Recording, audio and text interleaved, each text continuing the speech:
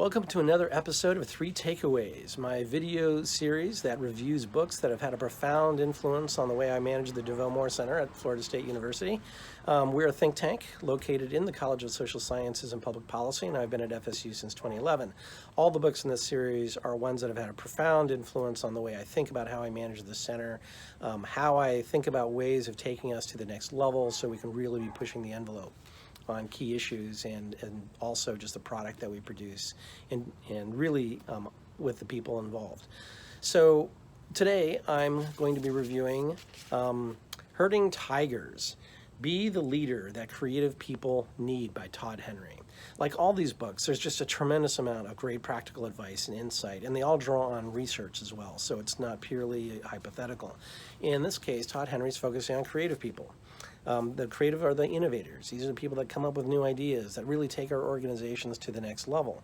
And so this book really is trying to recognize that creatives need a different approach to management than maybe traditionally is either taught or experienced in organizations where there's less of a creative emphasis on their work, on the work that's being done. And I think that's true. And my first takeaway is, I think, gets to the core of this, which is that creatives actually need boundaries. A lot of times we think of creative people as people that are coming up with new designs and new products and new services, as if they just want to be sitting in a room and just be letting go and doing whatever they can, whatever they want, without any real sense of direction. And that simply is not true. Most of the creative work actually gets done when there are boundaries in the creative space itself. You might think about it this way. Some of our best jazz guitarists actually work within the structure of a song itself. So the same thing's true when we're trying to come up with new product designs. Creative people need a lot of space to try new things. They need to be able to fail, but they also need to know what the direction they're going in. And when things are going to be so far out that it's not really productive and it's not moving the team forward and it's not moving the organization forward. So trying to create the boundaries that allow the maximum amount of experimentation is really crucial. This leads to the second takeaway. As managers, we are in a different role than the creatives themselves. And there's a saying, it's lonely at the top. Well, that's true. As managers, we actually have to make decisions, and our creative team is expecting us to make those decisions. So we really have to think more in terms of being a coach as opposed to a friend or even a colleague at the same level. Certainly we are chosen in our role because we have knowledge and expertise that is valuable to making those decisions, but once we move into the managerial role, it's different, and there is a separation that's inevitable.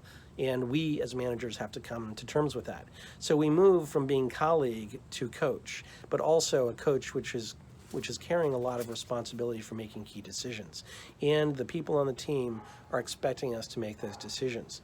Now this leads to my third takeaway, which is that the creative team, all the people on the creative team need to trust the people that are managing them. And their supervisors or whoever they may be. Without that trust, they cannot be creative. As a manager, I have to have their back, and I have to be consistent. I have to give them the kind of information they need, the boundaries they need, that give them flexibility to really go wild within those boundaries and really try new things. And they have to know that if it's going to fail, as long as they're actually moving us toward that bigger outcome, that I've got their back and I will support them. And that my decisions will be consistent, and that my goal is to help them become better and help the organization become better as a result. Without that trust, the creative team falls apart. And I've actually seen this in my own cases in different organizations, as well as sometimes we've had some misfires in terms of how we set some of our projects up. But this is really important, and this really, I think, comes loud and clear through Todd Henry's book. We're sort of running against the clock here, but I strongly encourage you to buy the book, Herding Tigers, Be the Leader That Creative People Need.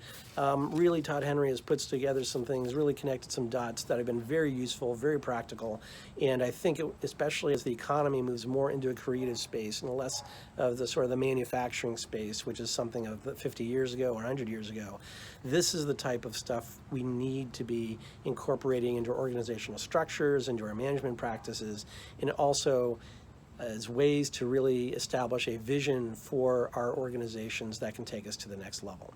Thanks for tuning in, and feel free to email me at Florida State. My email is sstaLey@fsu.edu, and love to have a conversation offline as well as online. Thank you.